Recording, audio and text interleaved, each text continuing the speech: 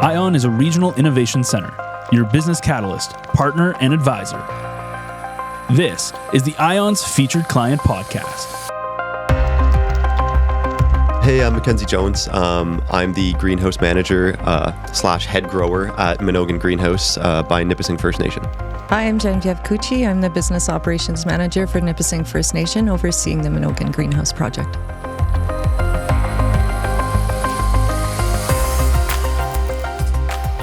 Tell us about the name and how it came about. So a couple of years ago, when the project was still in the development phase, we put a call out to our community members to ask for name suggestions in the language of Nipissing First Nation, which is Bising-Nabemwan.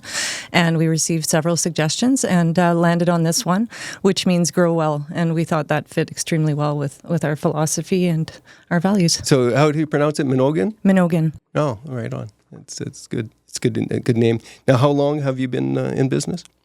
The farms were commissioned last June. We're actually coming up on exactly a year next week. We can tell by our UV light that's actually starting to expire. Yeah. So I saw that, hey, we have about 10, 15 days left on it. And that means we've been fully operational for a year finally. Oh, wow. And you were describing the farm to me, and that was very, very interesting how you have it set up. Yeah.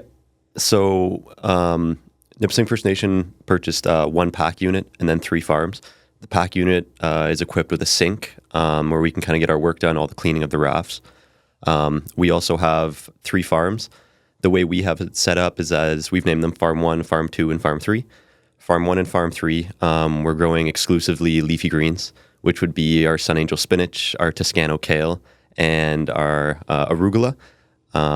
And then in our lettuce farm, which we have it a little bit hotter, different pH and EC, we're growing a Buttercrunch Rex, a Monte Carlo Romaine, a 5-star, and we can also throw our basil in there just because it prefers the hotter temperature. Sounds like premium type stuff.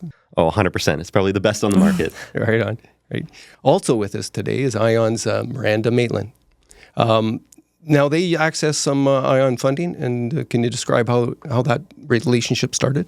Yeah, so it started around this time, a little bit earlier than this time last year, with our skills development placement program.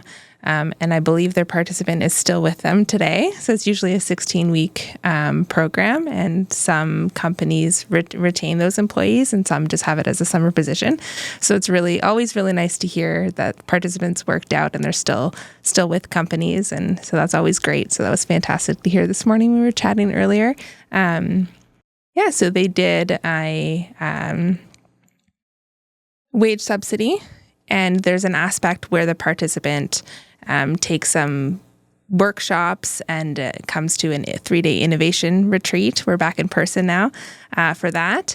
And they just learn a little bit about critical thinking and emotional intelligence and teamwork and how to fit innovation into their everyday life at work. And he was a great participant, and again, just very happy to hear that they were able to keep him around. So well, that's an important part. Give somebody experience and lets you grow a little bit with what they bring to the table. There was another project as well that helped you solve a lettuce issue. Tell me about the lettuce issue. So that would be our leafy green issue. The way the grocers set up the farms is that they had it a mixed cultivar farm. So they had lettuce, leafy greens, and herbs growing in one single farm. A lot of other projects only have one farm. We have 3 farms, so we have the ability to split them up and really focus on the parameters to essentially get the optimal environment for the plants. Optimal environment equals optimal plant growth. So we were dealing in the mixed cultivar farm, we were dealing with an issue known as bolting, which is when the plant starts to go to seed. In leafy greens, when it starts to go to seed, the plant also gets extremely bitter and almost sour. So with the quality and standards that we had, we weren't comfortable bringing those products to market. So we were actually giving them back to Nipissing First Nation. So to resolve that issue, with IION's help through, I believe it was iRapid, correct? iRapid. We were able to do a little bit of R&D with our leafy greens. Right. We put all of them into one farm. I did a lot of research to find out the optimal parameters. We then lowered the temperature down from about 20 degrees down to between 16 to 18. We also pushed the pH up. The pH is the essentially the alkalinity, acidity of the water. And in plant science, that's more what nutrients are available to the plant. So we pushed that up to into the 6s. And then we also lowered the EC down a little bit as we were noticing that the arugula was a little bit stressed out. We've also added some air stones inside, some additional air stones inside of our reservoir. It creates more oxygen in the solution. We had to do this because the leafy greens root mass is a lot bigger, larger, and it takes up a lot more space than the lettuce. So when you had a mixed cultivar, the roots of the lettuce was a lot smaller, so the water was able to flow it all easier. It took up less nutrients. It took up less oxygen, meaning that when we had the leafy green farm, it was almost depleted. So doing that, we were able to eliminate the bolting issue. So all of our product is 100% being sold now into the market. We also were able to increase our yields. And then we also saw a substantial increase in the quality of our product. Our spinach became a lot larger. It changed colors to a little bit of more of like a shiny green. And our arugula also got this velvety feeling to it, which I haven't seen anywhere else. And when I talked to our supplier back home, they said, you've reached the optimal quality of your crops. Well, we got a salesman too now. Tell me about how having funding to be able to solve a problem like this was important for your organization. Well, because I guess the short answer is because so much of it was unforeseen, and all along this project, we've been learning along the way. We had hiccups all the way through, but just like any kind of innovative new thing, I guess it's to be expected, but some of the things obviously weren't, and, IION was just, critical in supporting us through those challenges, and they may seem like small contributions, but at the end of the day, they really add up and brought us to the success that we have today. Particularly with the iRapid program, to have that support for Mackenzie to do that type of R&D work. And, frankly, I think our supplier has learned a lot from the work that he's done. So it's having, not only an impact on our business, but also on the businesses of other potential customers through our supplier. What you learned rippled through the sector? Absolutely. Oh, that's very interesting. How important is the organization to Nipissing First Nation's economic structure? The greenhouse? Or yeah. It's hugely significant. It's been a project that was envisioned, back in 2017. So it's taken quite some time to get here, from the feasibility study phase to all of the research that went into sourcing the supplier, and then of course the recruitment. And we were very fortunate there to find an individual like Mackenzie. But I'm sorry, I think I lost sight of the question. How many people are employed there? So currently we've just onboarded, or we're onboarding a third person, and we have a summer student, so that makes 4. And we certainly hope to create more opportunities through that. And we already have in offering a sustainable agriculture course to our community that was completely filled. That involved 10 weeks of online training. And then Mackenzie was kind enough to let the participants come through the farms and learn hands-on. And that was my first go at doing some harvesting and solution mixing. And so it's been a tremendous experience. And so just going back to what the project means to the community, it was envisioned primarily as a means of providing food security and food sovereignty. And of course, back in 2017-18, our former economic development manager, Michael Harney, was seeing these pinches on our supply chains and rising costs or lack of availability in our area, frankly, of fresh produce. And so he, like I say, envisioned this project, but also scaled it so that not in a doomsday scenario, but we could supply our entire community. That's why the 3 farms, and certainly we're seeing that we could go beyond that, and there's a real market for it. But it was envisioned and will always continue to be community driven, and to benefit the community, not only with fresh food, but with the benefits that we've talked about in terms of employment and training and education. Partnerships are huge within Nipissing First Nation. We work closely with our health department, our social department at times, our environment department on finding solutions to things like our wastewater.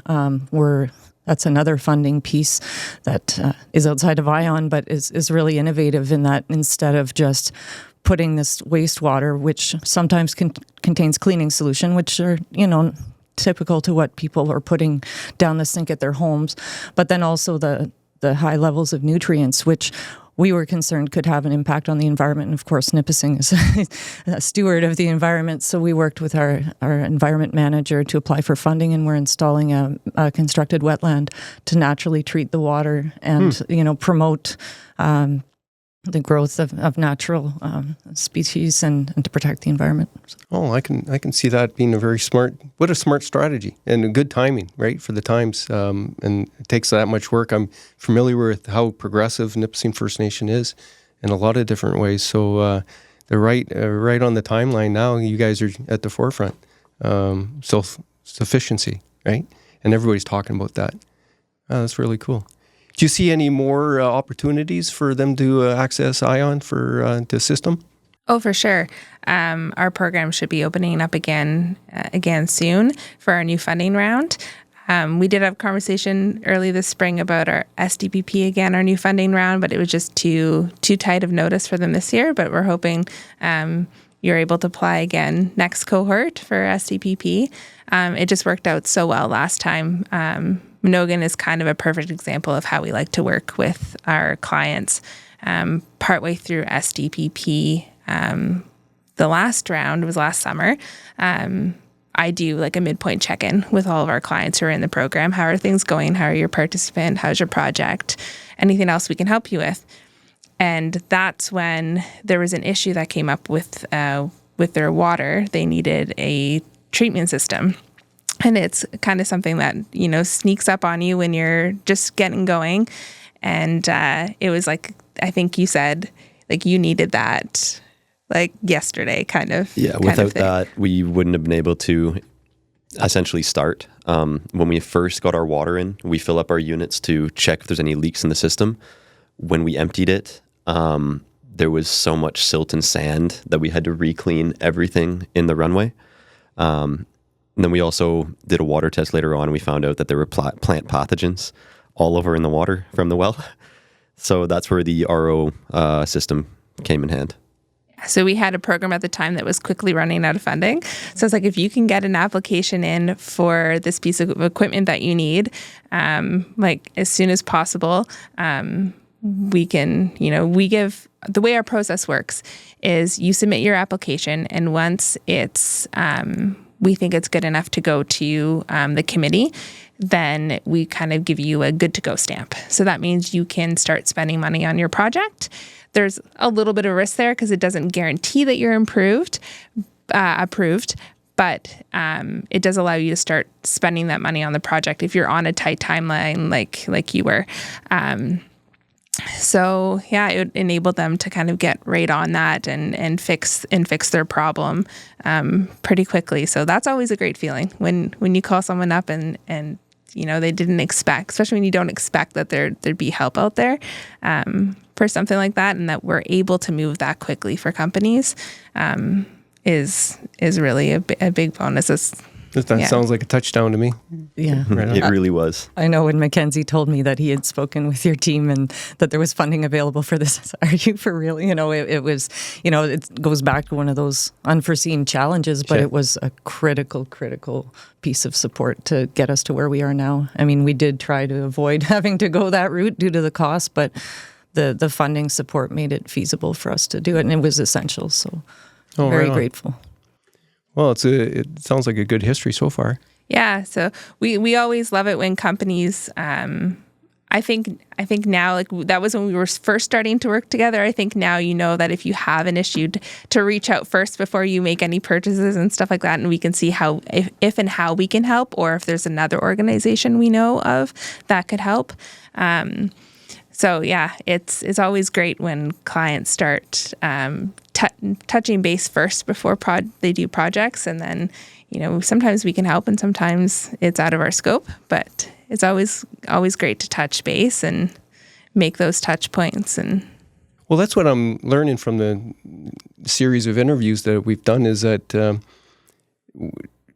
one of the best parts about this relationship with a more localized funding agency that's got some specifics is your network of other funders and other ways to assist when it's out of your scope, right?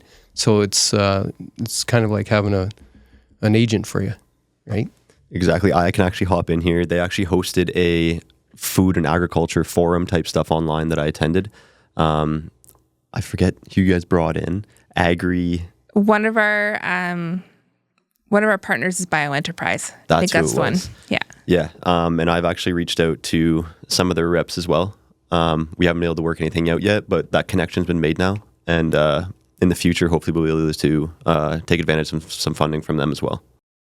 Yeah, well, that's a great example. The network just grows, right? When you have a comfortable relationship and you kind of keep the communication lines open. Yeah.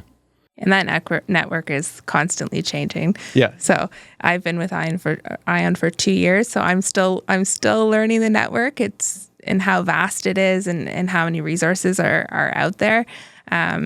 Yeah, there's a lot, and it's constantly changing. Well, that's why it's important to keep that communication line open, because things change from quarter to quarter, right? And things come up in business that you didn't foresee. So at least you have somebody to bounce a conversation off of. Well, and speaking of networks, I think just the early success and so quickly of this project has prompted a lot of other First Nations and other individuals, but primarily First Nations, to reach out to Mackenzie for guidance. And I think that was, again, going back to the goals of the project, was creating that capacity, not just for Nipissing First Nation, but for other Indigenous communities across Ontario. So it's a really important part of being successful is working together, right? So yeah, and leading the way assists so many other communities, right? So when they see somebody can do it, they want to do it too. Exactly. Is there anything more about your enterprise that you'd like to share? Just looking forward to what the future holds. Mackenzie has a ton on his plate, and so that's why I'm really grateful and appreciative that he does make that time to help others. But at the same time, he's already thinking, what can we do next? And so that's really exciting. This is just a starting point for us. It's a huge undertaking. I can't even imagine. I don't do the work that he does, but I hope I can support him well enough to keep with the awesome momentum that he and the team have.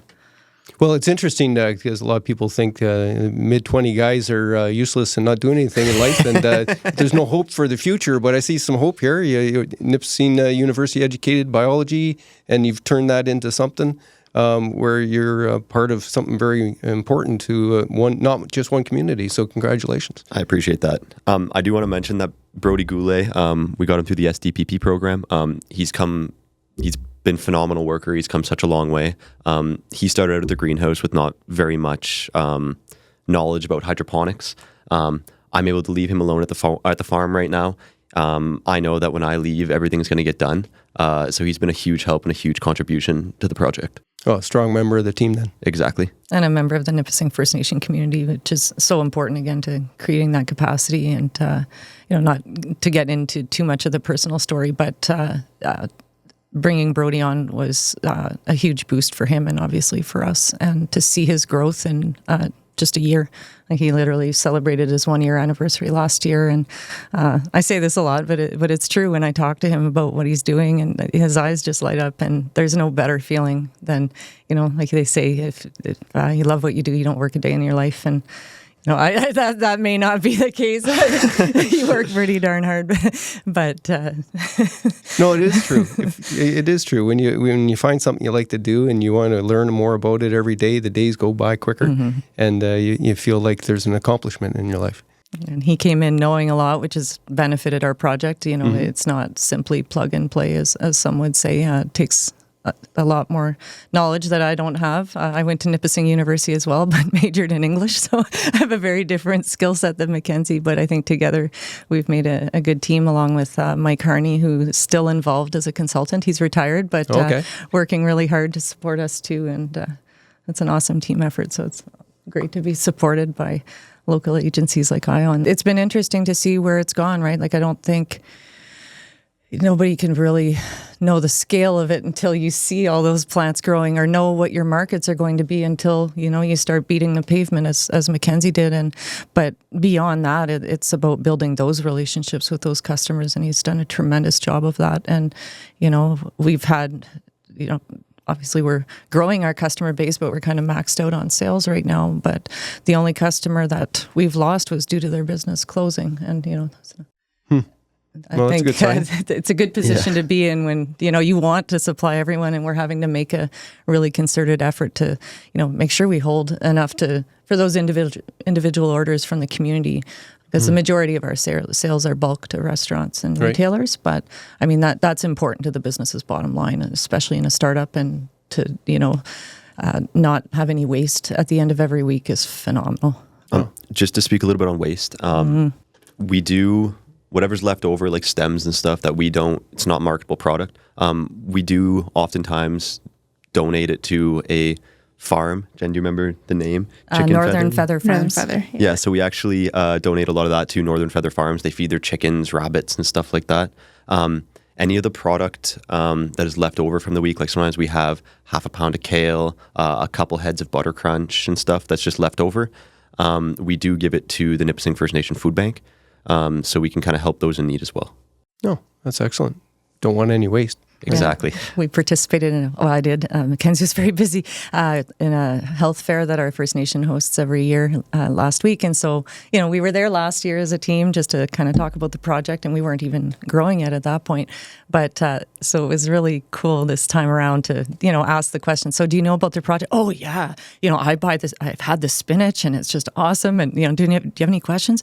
No, just when can I get more? So it's a really cool feeling that the community is proud too. And so what do you think the future looks like?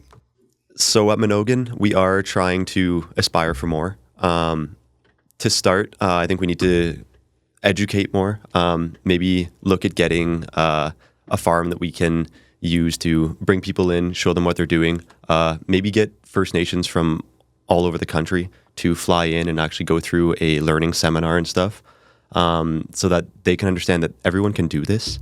You just have to put your mind to it. Another thing that I have been looking at is we've heard a lot of reviews from our customers that they'd like to see some cucumbers, they'd like to see tomatoes, which is difficult to grow that all year round. It would be something we're looking into right now is a heat exchanger, which essentially it takes the temperature from the farms, or the heat from the farms, and it blows it into a greenhouse structure. So it extends that growing season in a greenhouse structure for a few months, and then you can start early as well. So that gives us the opportunity to grow actual vegetables, like carrots, tomatoes, potatoes, which is really what the nation is looking for as well. And then the last on the list, which is a big undertaking, is growing strawberries hydroponically. This really excites me. I'm sure you can tell already. Now, this is a new kind of subject that people are just trying to tackle now, especially in Canada. Our supplier is currently doing some work on that and stuff. So we would kind of be teaming up with them as well.